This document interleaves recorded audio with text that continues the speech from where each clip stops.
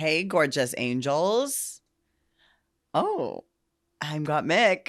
You wanted me to go first? Well, I mean, that's the usual. I thought we would switch it up, let you go first. I know, and I got shocked. And I'm Violet Chachki. And you're watching a great episode of No No Gorge.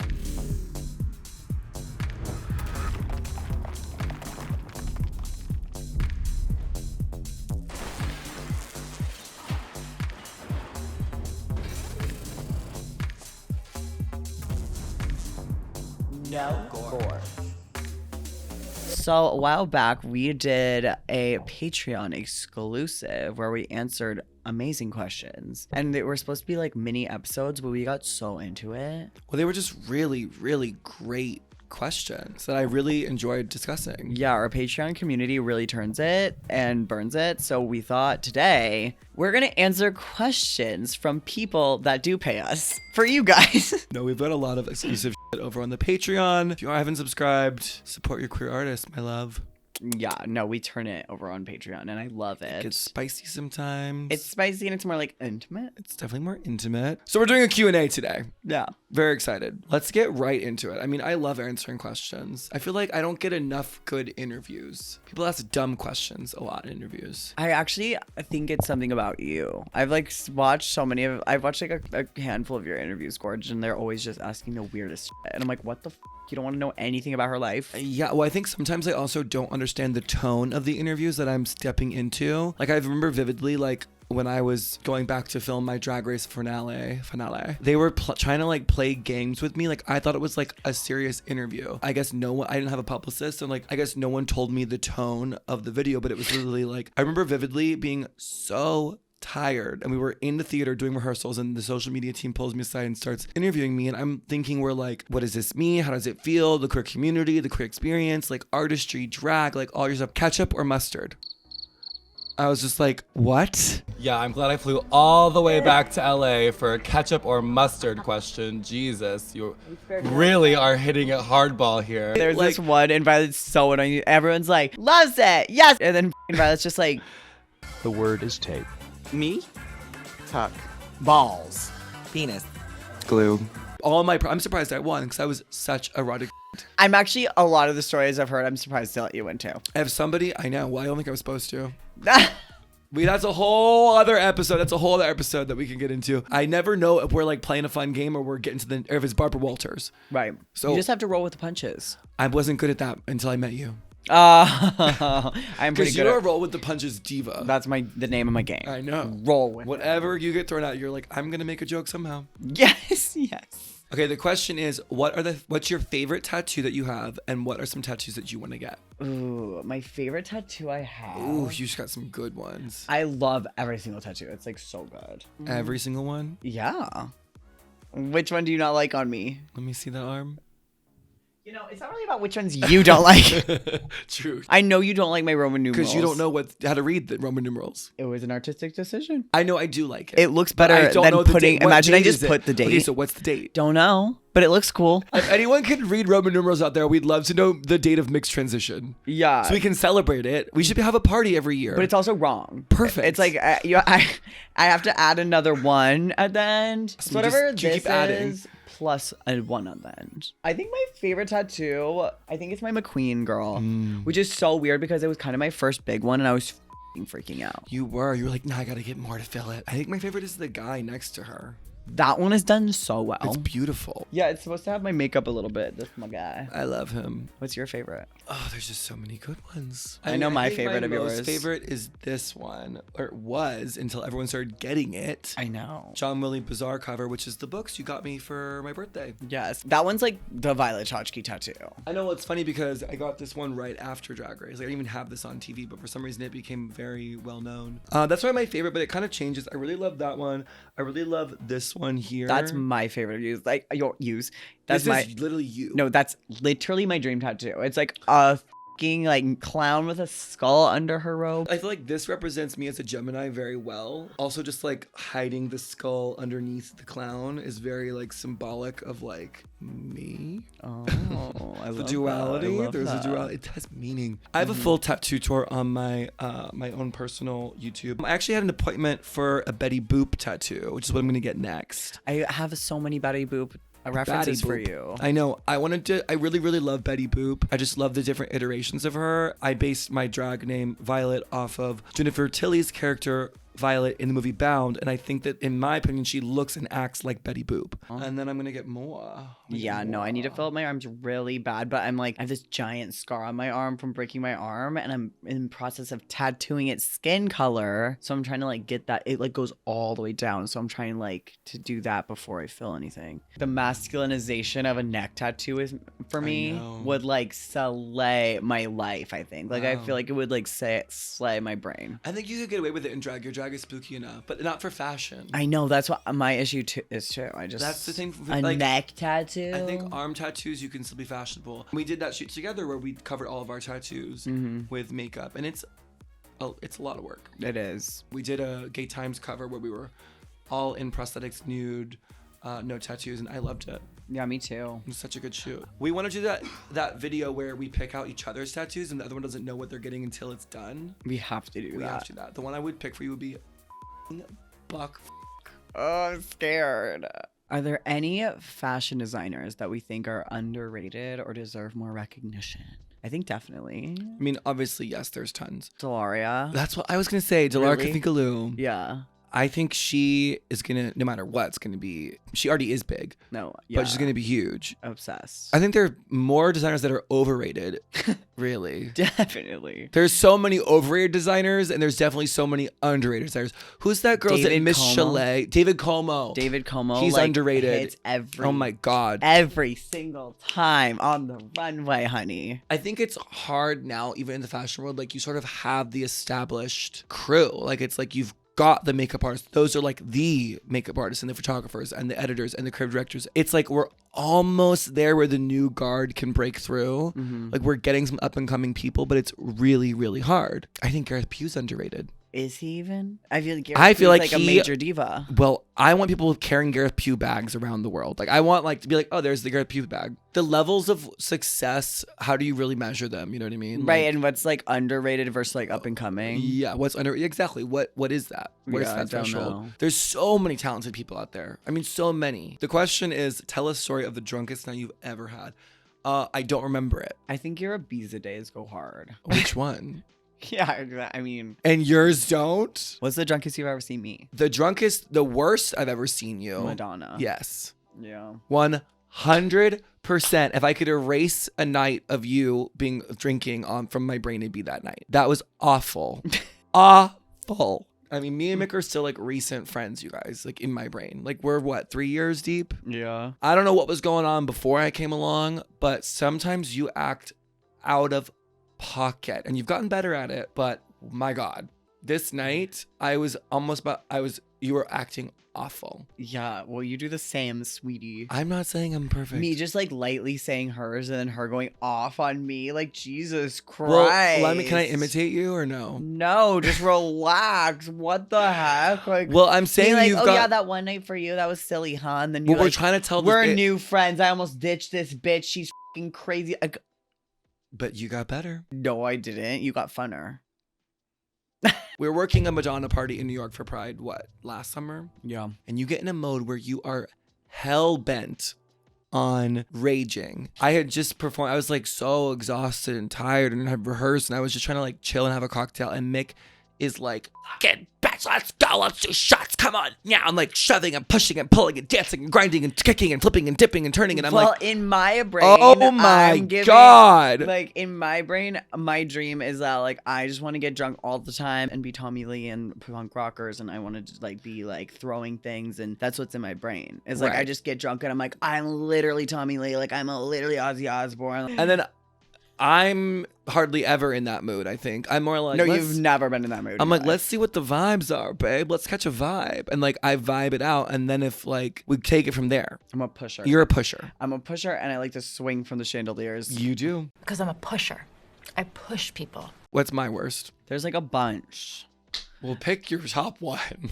Like, there was this one party that I was just like, you got drunk in the oh my God. Your tone, especially if there's boys around. You just hate when I flirt with people. No, because you like shut down. You will not talk I'm to a me. highly sensitive You won't look at person. me. Like, if we go, like, it's like back to me, like boy only, and then like leaves me. And I'm like, But come on, let me have some fun. Drink If by there was a myself. boy that you were talking to, I would be a good wingman and be like, yes, bitch, get you it." are a good wingman, and I open it up to you, and I like bring you together, and we like hang out, and it's fun. You like are like The me way that I against was the a wingman world. for you the other night, like, You were, but see how we were all like together. no, I literally took, bitch, no. There was a guy that you were trying to talk to, and I knew this, and he came with a date, and I was such a good wingman. We did not all hang out together. I grabbed his date and pulled him to the side and entertained his date, juggling for the date, so that you and the main guy could have alone time together. Right. We were not all hanging out together. We were. I was strategically getting you two alone together. And you did. And I did. For a second. Okay. Yeah, but. So, and then I think you got a kiss out of it, actually. Mm. Because of A me. kiss. You Because got of me and my wingmanship. You got a when kiss out of I it. get no wingman shit. It's just, well, Violet's not hanging out with me. That is not true. I am the best wingman ever. Mm-mm. I just don't like strangers in general. And you think I'm a little girly that needs protection. Because from you me. do. You become like the most psycho little girl I've ever seen. I'm like, what are you talking I'm a big girl. about? You're not. Little small girl. Inside. Outside, big girl. You become a girlie and I become a psycho, so it's wild. This is a great question. If we had to do a redemption runway from our original seasons of RuPaul's Drag Race, which runway would we redo? I would redo my beads runway. Well, I made it, and it was so annoying because I was trying to go for like a 60s like mod vibe, and I wanted to be like covered in anal beads, but because of the pandemic, I could not get my hands on a ton of anal beads. Should have called me. Did you have a anal bead hookup? Always. Really? Baby, they're in me right now. Well, girl, and then I randomly was like gung ho on doing a red look, and you like they don't make red sex toys, and I think it's like a blood stitch or something. Like there's no, and so I had to hand paint them all, and it was awful. And now Gung-ho. I would go. Was that a word? Yeah, no, Okay, you used cool. it. You used it properly as well. I was very impressed. And I think going back now, I would do more of like just like a normal beaded fringe gorgeous gown Yeah, that's like just like hundreds, 1,000 anal beads, like gorgeous, all stoned anal beads, stunning. And I put like I knew I like super didn't have enough, so I needed like something to like distract. So I bought giant googly eyes from Michaels, and I spray painted them red, so they looked like really big dots. dots. Looking. God, so those are googly eyes on it. Well, that's the Gaga Chandra outfit.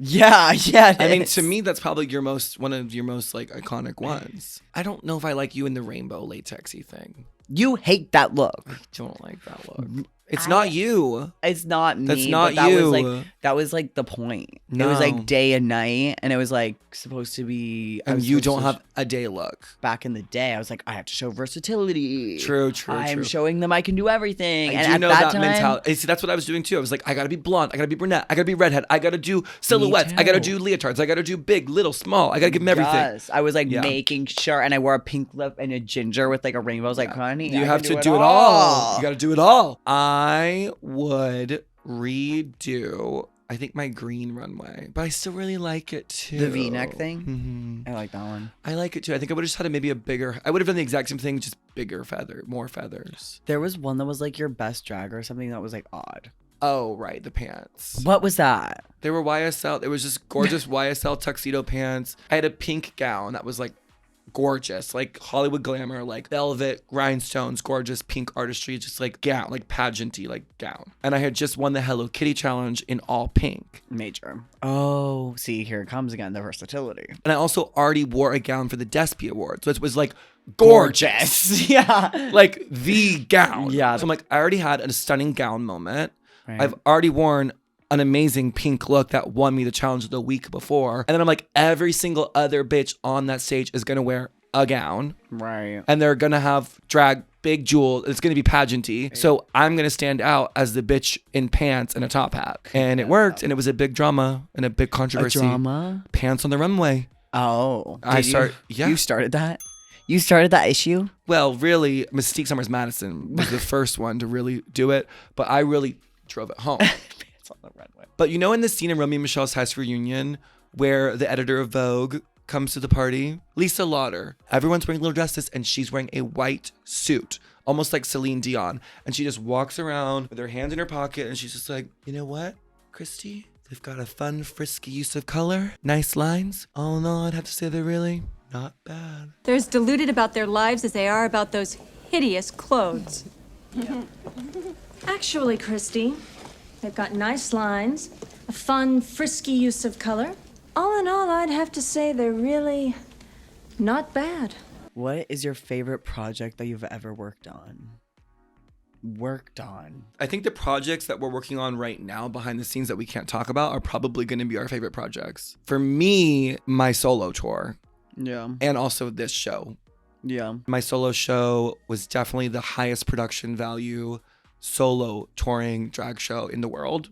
I'm going to just put that hat on. It was so much work and such a big production. Nobody wants to do production like that anymore. It's easier just to sit on, do a podcast tour. But no, I'm like, I want the bells and the whistles and the this and the that and all these crazy outfits and crazy changes. And it's like way more work. And you make way less money. I just remember feeling such a sense of accomplishment. Selling out a theater and having everyone be there solely to see your art is such a rewarding feeling. And I'm so lucky and so grateful that I've been able to do that, and hopefully I can continue to do that again. It's really hard. I love my song with Ali X. I'm really proud of that, and creative directing, and my song Fade to Gray. Yeah. I creative directed the videos, I styled the videos, I put everything together. Obviously I sang. This next year, there's so many crazy projects coming out, and just thinking of like the past projects, it's like working on No Gorge was just it's like our baby, and it's such a different type of accomplishment. I'm so proud of that. And then like writing a book was like crazy, and that was like a totally different kind of thing though. Right. And it's just like everything is so different and teaches you so many different things. So it's just, and the stuff you have cooking for next year is fucked in the head. I know. So excited for some of it. I know, it's crazy. And I'm like putting myself on the creative directing board. I'm like, I'm helping with that. No, I know, because it's like so fun. Like I've been like working on music for like 2 years now. It's just and insane. You guys, it's actually good. Yeah. It's actually good. Yeah, it's really good. And then my other projects are like my dream that I've like always wanted in my life. Like I went to school for some of it and I'm like executing this year and it's just crazy. And I'm gonna tour with it. And so I'm like, whoa, if I'm gonna do a solo tour, like I need to start planning it. Yeah. And I've been like learning so much from your crazy things. A lot of work. Yeah, it's like so crazy. But it's really rewarding. I mean, the stuff that we're both cooking up for next year, one of my dream projects is coming out. Your dream project's coming out. Yeah. 2 years ago, we had to just like rebuild our lives and we built a full new foundation. And then 2023 was all about kind of executing it and being like, all right, girl, we built it. Now let's do it. And then 2024, it's finally coming out. And it's been 2 years and like the making of getting my together. The question is, what would be our ultimate creative project if we had no budget restrictions and full creative control? I would do a full movie. Like what brand was doing films now and we were gagging? I think it was like YSL or something. Wasn't it crazy? And we were like, what fashion brand, like that would be my dream. Like a full hour-long fashion film, and it would be like campy. I think you're thinking too small, babe. What, do you want to go to the moon? No. I think I want to open a chain of clubs all around the world that are like the fiercest show you've ever seen in your entire like a business life, an empire. I'm creative directing the entire show. The food is like world renowned artistry, and it's in like all major cities. It's the most gorgeous club ever. We have like fashion line that goes with it. The costumes are like, there's versions of it that are for sale. It's like a fashion show. There's like choreography, and then there's a full-blown like show, like a TV show about like the behind the scenes. And it's like, you're just saying you want to do everything. Yeah, exactly. When we were watching Austin Powers the other day, I was just like, if I had $1 billion, remember we were talking about that? And it was like, if we could just make a movie right now, if I had unlimited budget, I would just do that all the time. We would just get really fucked up and write down ideas and make that Right. Be like, okay, let's just make this movie. I don't get why rich people don't do that all the time. I don't know. If I was rich, I would. Well, if I was, there's so many things I would do. Like, I would literally be like, yeah, like, let's open a club, sure, whatever, moving on, like, business, you run it, my friend runs it. Unlimited budget. I'd be like, Every fashion house in the world would have a body dummy of me. Yes. They'd all be making me custom Yes. outfits 24/7 around the clock. I don't even get why every rich person doesn't have that.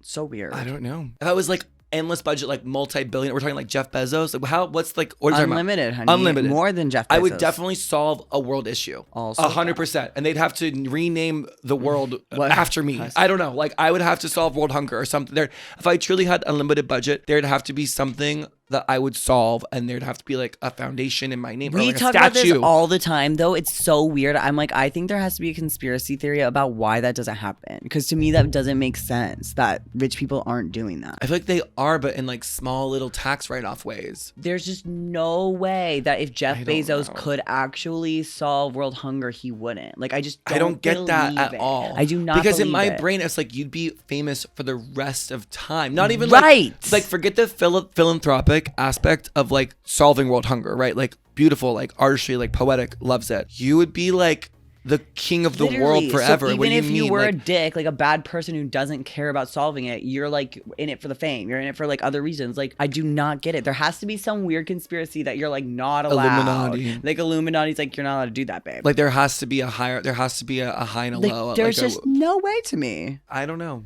Can we call him up? Yeah. Hey Jeffy, I think movie would be there for me if I got to pick one. I'm not picking one. Okay. I'm doing it all. My world peace plan starts with my restaurant scheme. Yes, yes. Let's do one more. What was your favorite fashion show you ever attended? Oh, you guys. Well, I literally just started going to fashion weeks in the past 2 That's a hard years. one. So I've only been to like a handful of fashion shows in my life. And not to be lame, but I've literally had the best time at almost every one. Like, if I like can ask, I'm so positive. I'm like, this is the best thing ever. I think my most surprisingly excited one ever was my first Cavalli show. Right, that was It was so like fun. so rock and roll, and I didn't know Fausto, the creative director, yet, and I was like, what the because we'd been going to very like high-end, very like structured diva shows that were Boring like shows. chiller. Yeah, and then that I was like, artistry. It's hard to pick. There's just so many different. yeah, is it like a memory? Because like Well, your is it- first time you went was major. Right, that's what I'm saying. My first time I went to Miu Miu, it was such a transformative moment for me. Yeah. With my dear friend Fabio Zambernardi, who's no longer with the Prada group, but he's really the one who saw drag and saw what we were doing on Drag Race as beyond just cross-dressing, you know, and saw it as a fashion, as real creatives, you know. So that was probably the most significant one and most Right. validating for me as an artist, which is important, but like there's just so many. I mean, it's I like know. It's like, is it a memory? Because I also like that one Versace show I went to where it was like the season I was in the campaign. It was like the best memory because it was just like that was like a staple in in my your moment, like a dream for me. And then we all went to like Gianni's house after, like, and it was with Donatella, and it was just the memories, craziest. yeah. It's like a memory, but then like show.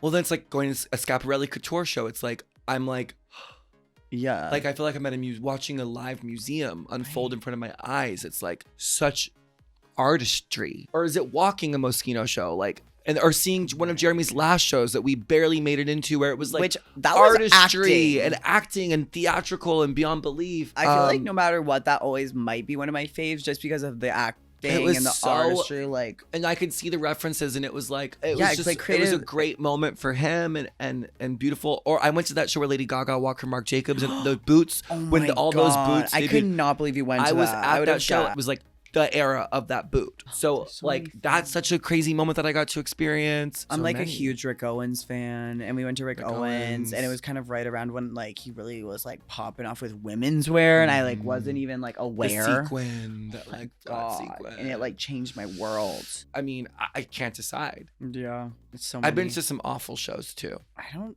think I have yet. You have. Which one? Oh, yeah. I did. I forgot about That that. was I did erase that from my mind. Good for you. Well, this has been an amazing episode. Some great questions. Thank you guys so much. Yeah, if you want to ask us some questions, check out our Patreon. So fun over there. Love answering I questions. love answering questions about myself. Love talking about myself. That's what this show was all about. Oh, yeah, baby. Yes. We love you guys so much. Thank you guys for watching. Like, comment, subscribe. Check out the Patreon. We got exclusive content. And we'll see you next week. Bye, Gorge. Bye, Gorge. Mwah. No Gorge.